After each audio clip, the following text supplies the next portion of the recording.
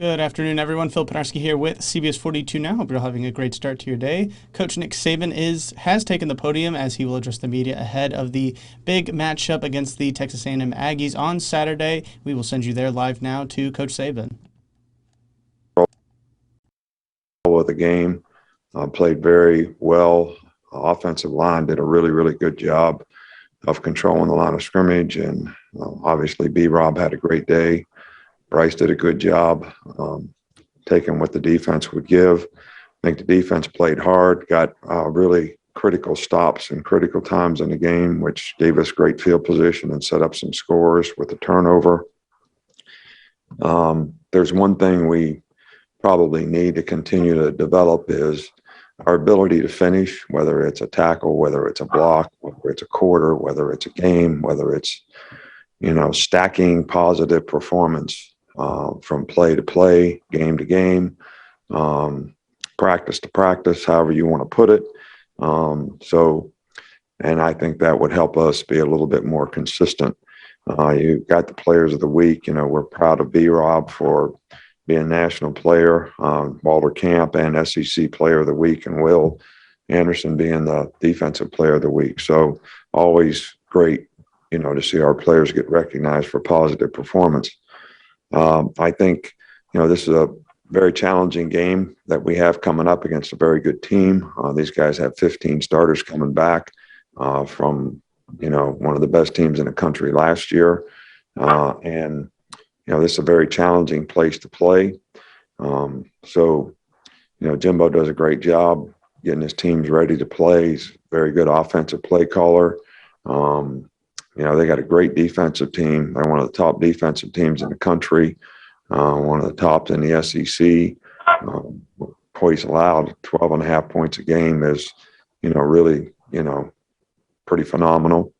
And they've got some really good players up front. They've got really good in the secondary. Offensively, they got a great back in Spiller. Nia Smith is a really good wide receiver, very versatile player, punt returner, kickoff returner, catch and run it, beat you deep. Really good player all around. Got a really good tight end. So they've got a lot of good players. They're really good on special teams. They've got good team speed. They've got really good specialist punter and kicker. So this is all around, a really good team, maybe the best team we've played to this point from a personnel standpoint. So this is a game that, we really got to get our mind looking forward to the challenge that we have, which is going to be pretty significant. We'll start with Michael Casagrande. Was there any update on Jason McClellan? Yeah, Jace has got a knee. He'll be out for the year. He's going to have surgery tomorrow, so he's out. Okay, and also, how would you assess your passing game ability Going to need to distribute the ball to somebody? Excuse me? Go ahead. We couldn't hear you there for a second. Okay, yeah, just if you could assess the passing game's ability to distribute the ball to so many different targets, and how much strain does that put on a defense? Well, I think that it's what we want to do. We've got a lot of players that are capable.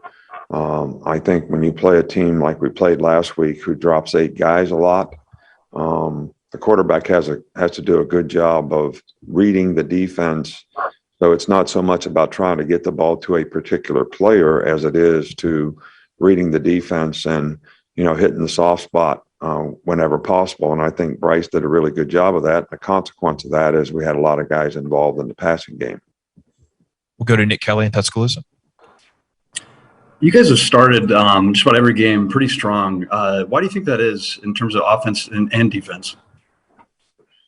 Well, I guess it says something about good preparation. And the players have good intensity to start the game. I think, what we keep talking about is how can we sustain that? How can we, keep that energy level up for 60 minutes in the game?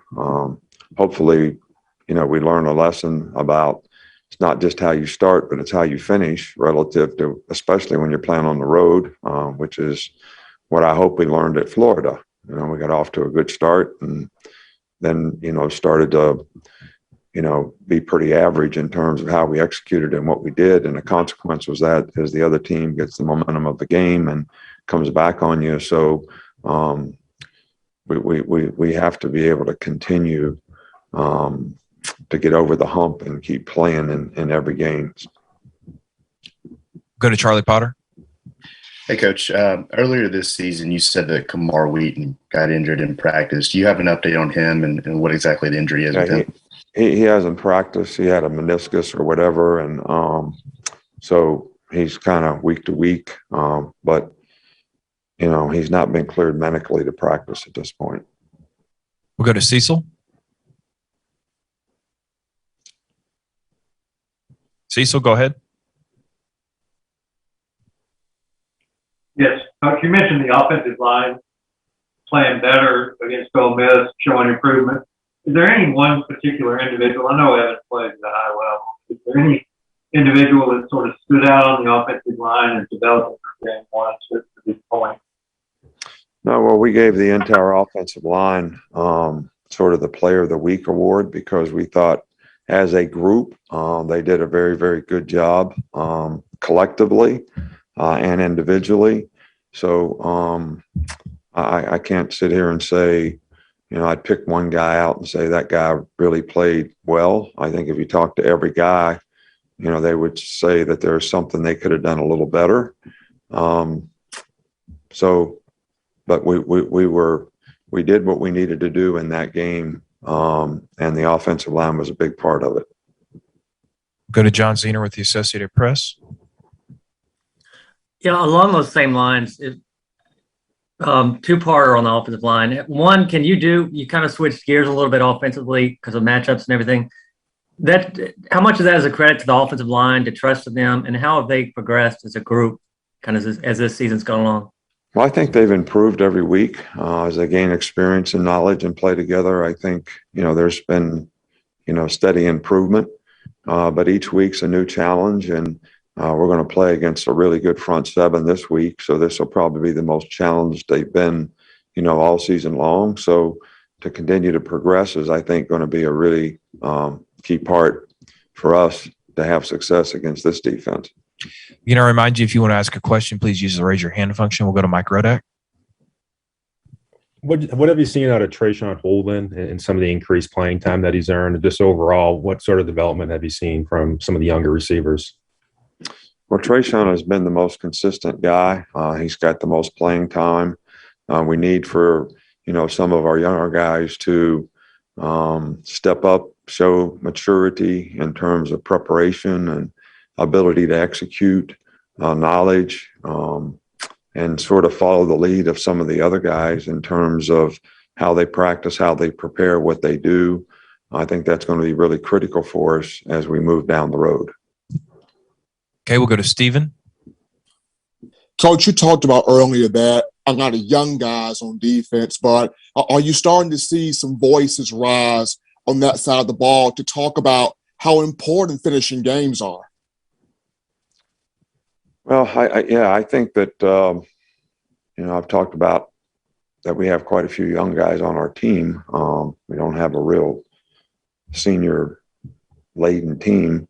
And I think the more that the younger guys have success, the more confident that they will be in terms of how they express their leadership to affect other people. We've got a lot of young guys that set a really good example in terms of how they do things.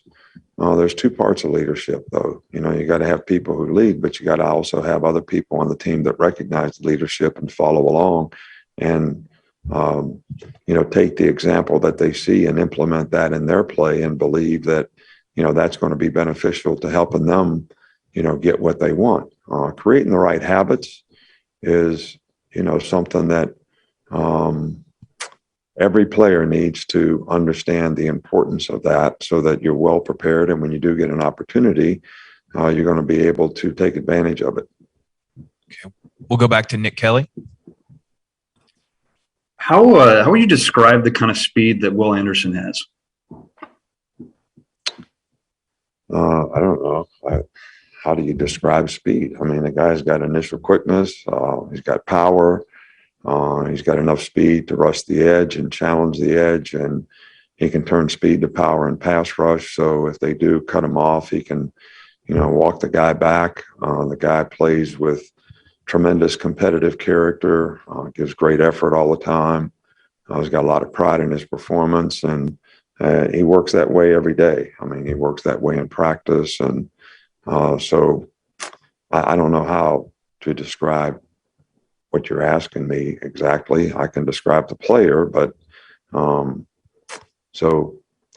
he's been very, very productive so far for us this year. We'll go to Cecil again. Coach, one quick follow-up. How has Roydell come along, and is he sort of ready to take a expanded role if that's what's required in Jason's absence? Yeah, I don't think there's any question. We've got a lot of confidence in Roydell. He's played well when he's had the opportunity to play. He's got, some extensive playing time, the game that B-Rob missed against, Southern Miss. So, we're very confident in him. Jace was a very good player, did a great job on as a runner, as well as a blocker, as well as very good special teams player. So we have to replace him in a lot of areas on our team. And but we do have confidence in Roydell, and I think he'll do a good job. And Trey Sanders is going to get more opportunity now, and he's got to be able to step up and continue to make progress as well. Go to Tony Sakalas. Yeah, Nick, kind of piggybacking off of that question, with only 3 healthy scholarship backs, has there been thought to maybe play a player from another position at that role? Yeah, we'll probably look at some of that. See how it works out. If some guy has experience playing that position, we'll see, how they might be able to develop and be an emergency guy. And we've got several guys in mind, but we'll kind of see how it goes. Okay, well, we got 2 more to wrap up. We'll start with Joey. Hey, Coach, kind of going off of those 2 previous questions, with Trey Sanders and Roydell Williams, having to step up like you said, what's the importance of having depth at that position with McClellan out for the year? Well, it's really important, but we've kind of lost 2 guys at the position. I mean, 5 is a good number to have, but now we have 3. But I think that would be the case in any position.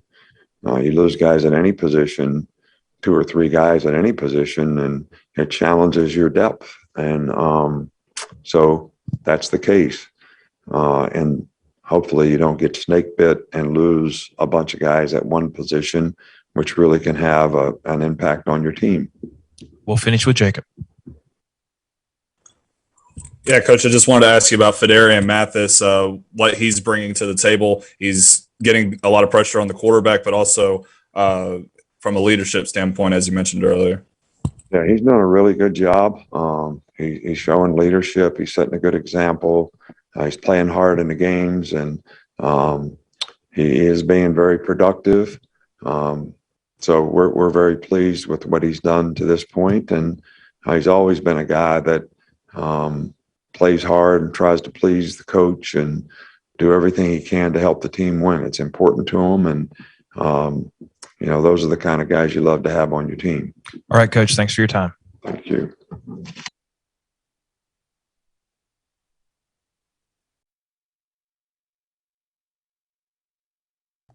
And that was Alabama head coach Nick Saban taking the podium, addressing the media following the Crimson Tide's walloping win against the Ole Miss Rebels on Saturday, and as the team gets set to take on the Texas A&M Aggies this coming Saturday. This coming game you can view right here on CBS 42. That game will be kicking off at 7 p.m. We are also expecting to hear from a few players from the Crimson Tide. We have not been given the information on who will be speaking, but we will bring you that live right here on CBS 42 now. Some of the key things Coach Saban did discuss was the dominating effort the team had.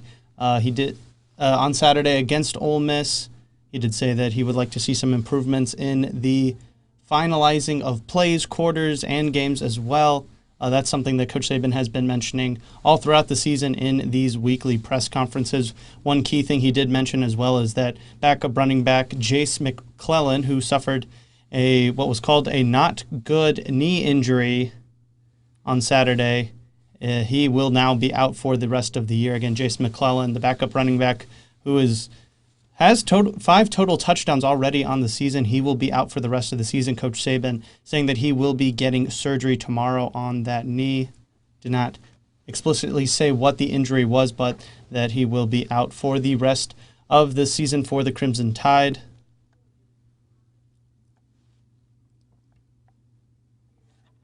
Again, a quick look at the Texas A&M Aggies, who the Crimson Tide will be taking on next. They started the season ranked, even encroaching into the top 10 before dropping back-to-back games at home at College Station. They lost to Arkansas, Mississippi State, and now they will be taking on Alabama. Again, that game kicks off at 7 p.m. right here on CBS 42 this coming Saturday.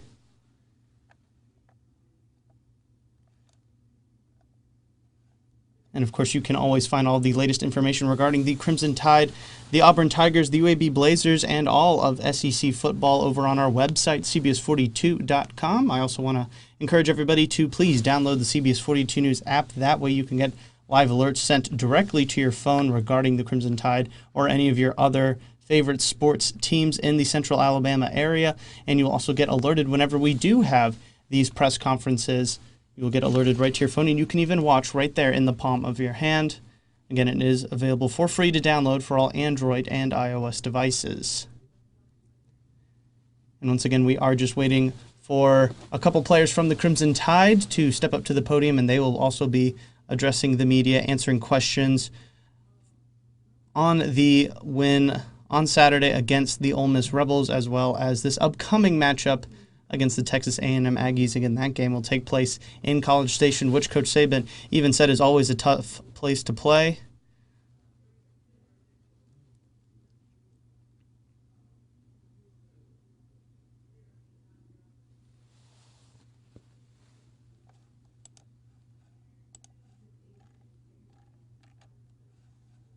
And Coach Saban, of course, giving props to, well, it appears somebody is taking the podium, so we will send you there live now to Tuscaloosa. Michael? Hey, Jameson. I've been wanting to ask this for a while, but what's the touchdown celebration move you guys have in the end zone? Can you describe that? Is there a meaning behind that?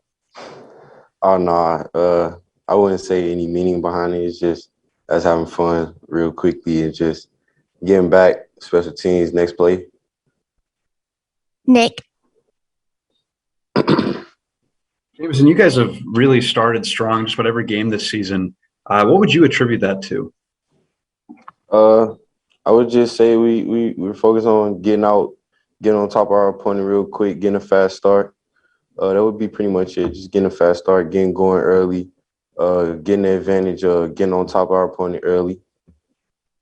Katie? Jameson, it kind of seems like every week on offense, there's different people that have been stepping up. You know, obviously sometimes it's been you, but there's not really one person that's kind of leading with a ton of touchdowns. Is this kind of like an unselfish group, do you feel like, on offense, particularly within the wide receivers and tight ends?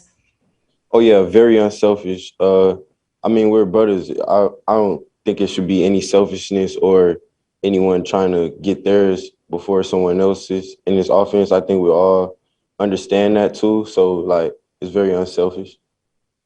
Mike? Jameson, what's been your impression of Trayshawn Holden and just what he brings as a player? Trayshawn, very good receiver. I love his game. He's very different, has his own game, has his own style of playing. So he's impressed me a lot, very, very well. Michael? Yeah, just about the balance within the receivers and the whole passing game. There's so many different guys getting a hold of the ball. Do you notice that, and how much of a challenge do you think defenses have defending you guys when anybody can catch the ball at any moment? I think it's a real challenge to a defense when they can see multiple guys touching the ball. So it's like you just can't plan on one person, that you got a game plan for one person. You kind of got a game plan for a bunch of receivers touching the ball, multiple running backs touching the ball. So I think that's real good for us on our end, and it kind of creates a problem for the defense that we're playing the upcoming weeks. Tony? Hey, I'm going to go back to that touchdown celebration. Why karate, and when did you guys kind of think about that one? It it was kind of like the week of. And like I said, I don't know why karate. It was just something we came up with. But it's just been going since then. Steven. Jameson, I mean, what does it mean to you to have your family see you push so hard as you're doing to try to create a better opportunity for them? I feel like my family is very proud of me. I talk to different members of my family almost every day, and they tell me, like, I'm real proud of you. So that's just something that keeps me motivated, keeps me going, keeps me pushing forward. So I figure they're pretty proud of me, and I'm just trying to make them more proud. Nick. Your coach said that Jace McClellan's going to be out for the year. I mean, how valuable was he as both a runner and a receiver for you guys? Jace was a very well contribute to the offense. I like Jace's game. This is actually like one of my first times hearing of Jace, but it was seeing him in person at practice. So Jace was a pretty well. You just got to next man up. You know how that goes. Final questions? Okay, thank you, Jameson.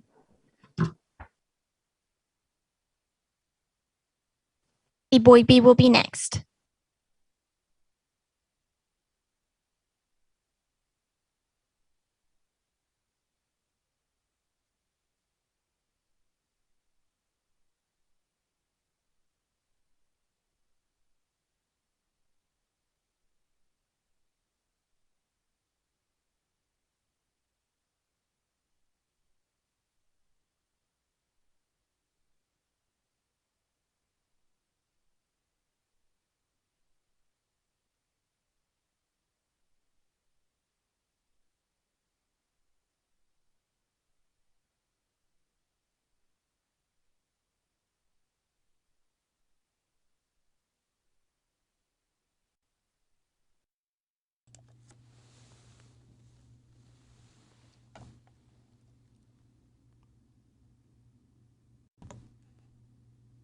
And once again, Phil Penarski here with CBS 42 Now. We want to thank you all so much for tuning into this latest edition of CBS 42 Now, where we are currently waiting for one last player from the Alabama Crimson Tide to take the podium and address the media. Following the doubling up of Ole Miss on Saturday, the Crimson Tide defeated the then number 12 Ole Miss Rebels 42-21 at Bryant-Denny Stadium. And the Crimson Tide are currently getting set to take on the Texas A&M Aggies in College Station.